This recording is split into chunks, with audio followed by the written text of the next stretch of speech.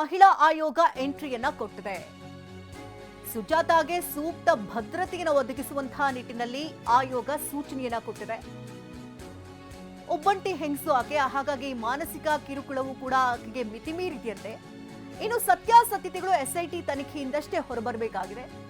ಇನ್ನು ಮಹಿಳೆಯ ತೇಜೋವಧೆಯಿಂದ ಸತ್ಯ ಹೊರಬರಲ್ಲ ಅಂತ ಹೇಳ್ತಾ ಇದೆ ಟೀಮ್. ಹಾಗಾಗಿ ಸುಜಾತಾ ಭಟ್ಗೆ ಸೂಕ್ತ ಭದ್ರತೆಯನ್ನು ಒದಗಿಸಿ, ನಿರ್ಭೀತಿಯಿಂದ ಸತ್ಯ ಹೇಳುವಂತ ವಾತಾವರಣ ನಿರ್ಮಿಸಿ, ಹೀಗಂತ ಪೊಲೀಸ್ ಆಯುಕ್ತರಿಗೆ ಮಹಿಳಾ ಆಯೋಗದಿಂದ ಪತ್ರವನ್ನ ಬರೆಯಲಾಗಿದೆ. ಇನ್ನು ಒಂದು ಏಜ್ ಕೂಡ ಇಲ್ಲಿ ಮ್ಯಾಟರ್ ಆಗುತ್ತೆ. ಹಾಗೆ ಆಕೆ ಒಬ್ಬಂಟಿ ಹೆಂಗಸಾಗಿರೋದ್ರಿಂದಾಗಿ ಆಕೆನ ಸೂಕ್ಷ್ಮವಾಗಿ ಮಾತನಾಡಿಸಿ, ಸೂಕ್ಷ್ಮವಾಗಿ ಮಾಹಿತಿಯನ್ನು ಪಡ್ಕೊಳ್ಳಿ ಅಂತ ಈಗ ಮಹಿಳಾ ಆಯೋಗ ಆಕೆಯ ಒಟ್ಟಿಗೆ ನಿಲ್ಲುವಂತಹ ಪ್ರಯತ್ನಕ್ಕೂ ಕೂಡ ಮುಂದಾಗಿದೆ. ಸೂಕ್ತ ಭದ್ರತೆಯನ್ನ ಕೊಡಿ ಅಂತ ಮನವಿಯನ್ನ ಮಾಡಿಕೊಂಡಿದ್ದಾರೆ. ಸುಜಾತಾ ಮೇಲೆ ಈಗಾಗಲೇ ಮಾನಸಿಕ ಕಿರುಕುಳ ಕೂಡ ಹೆಚ್ಚಾಗ್ತಾ ಇದೆ. ಇನ್ನು ಆಕೆ ಕೂಡ ಮಾಧ್ಯಮದವರ ಮೇಲಾಗಿರ್ಬೋದು, ಜನಸಾಮಾನ್ಯರ ಮೇಲಾಗಬಹುದು, ಆಕೆನ ಮಾಹಿತಿ ಕೇಳೋಕೆ ಹೋದ್ರೆ ಸಾಕು ಆಕೆ ತಿರುಗಿ ಬೀಳ್ತಾ ಇದ್ರು. ಅವಾಚ್ಯ ಶಬ್ದಗಳಿಂದ ಕೂಡ ನಿಂದಿಸುವಂತಹ ಕೆಲಸಗಳು ಕೂಡ ಆಗಿತ್ತು. ಹಾಗಾಗಿ ಮಾನಸಿಕವಾಗಿ ಆಕೆ ಕುಗ್ಗಿ ಹೋಗಿರಬಹುದು. ಇನ್ನು ಸತ್ಯಾಸತ್ಯತೆಗಳನ್ನ ಹೊರತರುವಂತಹ ನಿಟ್ಟಿನಲ್ಲಿ ಎಸ್ಐಟಿ ಕೂಡ ನಿರಂತರವಾಗಿ ತನಿಖೆಯನ್ನ ಮಾಡ್ತಾ ಇದೆ. ಹಾಗಾಗಿ ತೇಜೋವಧೆ ಆಗಬಾರದು, ಸತ್ಯ ಹೊರಬರಬೇಕು ಅಂತ ಬೆನ್ನೆಲುಬಾಗಿ ನಿಂತಿದೆ. ಇನ್ನು ಸುಪ್ರೀಂಗೂ ಅರ್ಜಿ ಸಲ್ಲಿಸಲು ಸಿದ್ಧವಾಗಿದ್ರ ಸುಜಾತಾ ದೆಹಲಿಗೆ ತೆರಳಿ ಸುಪ್ರೀಂಗೆ ಅರ್ಜಿ ಸಲ್ಲಿಸೋದಕ್ಕೆ ಆಕೆ ಪ್ಲಾನ್ ಮಾಡಿಕೊಂಡಿದ್ರು ಅನ್ನುವಂತ ವಿಚಾರ ಬೆಳಕಿಗೆ ಬರ್ತಾ ಇದೆ. ದೆಹಲಿಯಿಂದಲೇ ದೇಶದ ಗಮನ ಸೆಳೆಯೋದಕ್ಕೆ ಈಕೆ ಪ್ಲಾನ್ ಮಾಡಿಕೊಂಡಿದ್ರು ಅಂತ ಹೇಳಲಾಗ್ತಾ ಇದೆ.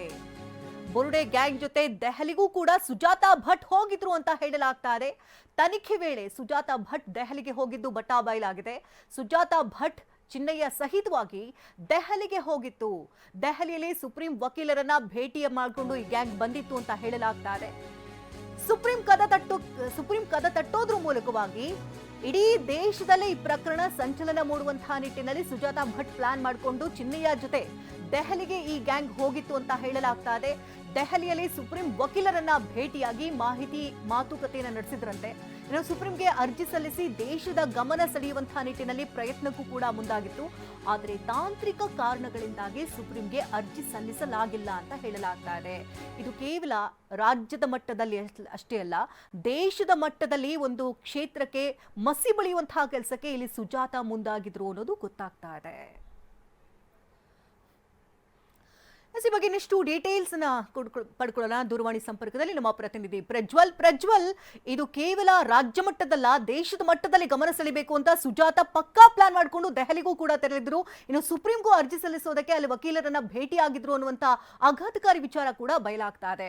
ಅಂದ್ರೆ ಯಾವಾಗ ಹೋಗಿರಬಹುದು, ಇದಕ್ಕೆ ಸಂಬಂಧಪಟ್ಟಂತ ಅಪ್ಡೇಟ್ಸ್ ಗಳು ಏನ್ ಲಭ್ಯ ಆಗ್ತಾ ಇದೆ, ಏನ್ ಉದ್ದೇಶ ಆಗಿತ್ತು ಇವ್ರದ್ದು ಅಂತ? ಶಕುಂತಲಾ, ಇಲ್ಲಿ ಬೆಳ್ತಂಗಡಿ ಕೋರ್ಟ್ ಅಲ್ಲಿ ಏನೆಲ್ಲ ಪ್ರೊಸೀಜರ್ ಆಯ್ತು ಅಂದ್ರೆ ಅವತ್ತು ಮೂಳೆಗಳನ್ನ ಮತ್ತೆ ಬೋರ್ಡೆಗಳನ್ನ ತೆಗೆದುಕೊಂಡು ಹೋಗಿ ಈ ಚಿನ್ನಯ್ಯನ ಕಡೆಯಿಂದ ಒಂದು ಸ್ಟೇಟ್ಮೆಂಟ್ ಅನ್ನ ಕೊಡಿಸಿ ಇಲ್ಲಿ ನೂರಾರು ಶವಗಳನ್ನ ಹೂತಾಕಿದ್ದಾರೆ. ಇದರಿಂದ ಇದ್ರ ಬಗ್ಗೆ ತನಿಖೆಯನ್ನ ಮಾಡ್ಬೇಕು ಅಂತ ಹೇಳಿ ಒಂದು 164 ಸ್ಟೇಟ್ಮೆಂಟ್ ಅನ್ನ ಕೊಡುವಂತ ಪ್ರಕ್ರಿಯೆಗಳೇ ಏನೆಲ್ಲ ಆದ್ವು, ಇದೆಲ್ಲ ಆಗೋದ್ಕಿಂತ ಮೊದಲನೇ ಹಂತದಲ್ಲಿ ಇವರು ದೆಹಲಿಗೆ ಪ್ರಯಾಣವನ್ನ ಮಾಡಿರ್ತಾರೆ. ಚಿನ್ನಯ್ಯನ ಸಹಿತವಾಗಿ ಚಿನ್ನಯ್ಯ ಮತ್ತೆ ಆತನಿಗೆ ಸಹಾಯ ಮಾಡಿದಂತ ವ್ಯಕ್ತಿಗಳು ಮತ್ತೆ ಸುಜಾತಾ ಭಟ್ ಇವರೆಲ್ಲರ ಸಹಿತವಾಗಿ ದೆಹಲಿಗೆ ಒಂದು ತಂಡ ಹೋಗಿರುತ್ತೆ. ಅಲ್ಲಿ ಹೋಗಿ ಒಬ್ರು ಸುಪ್ರೀಂ ಕೋರ್ಟ್ ವಕೀಲರನ್ನ ಭೇಟಿಯನ್ನ ಮಾಡ್ತಾರೆ. ಮತ್ತೆ ಅವರ ಅಸೋಸಿಯೇಟ್ಸ್ ಅಂದ್ರೆ ಅವರ ಜೂನಿಯರ್ಸ್ ಗಳ ಮೂಲಕವಾಗಿ ಒಂದಷ್ಟು ಪ್ರಕ್ರಿಯೆಗಳನ್ನ ಆರಂಭಿಸ್ತಾರೆ ಅಲ್ಲಿ ಇನಿಷಿಯಲ್ ಆಗಿ.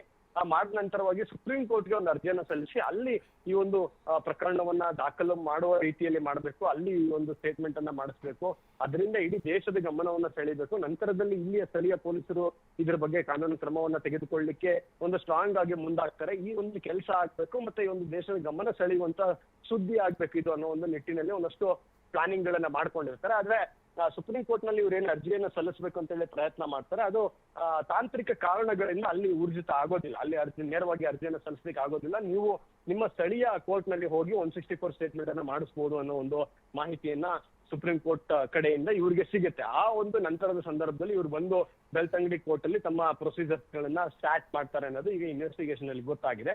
ಮತ್ತೆ ಅದು ಯಾವಾಗ ಹೋಗಿದ್ರು, ಏನ್ ಹೋಗಿದ್ರು, ಈ ಟೈಮ್ ಲೈನ್ ಗಳನ್ನ ಅಧಿಕಾರಿಗಳು ಮ್ಯಾಚ್ ಮಾಡ್ತಾ ಇದ್ದಾರೆ. ಧನ್ಯವಾದ ಪ್ರಜ್ವಲ್, ತಮ್ಮ ಅಪ್ಡೇಟ್ಸ್ಗಾಗಿ.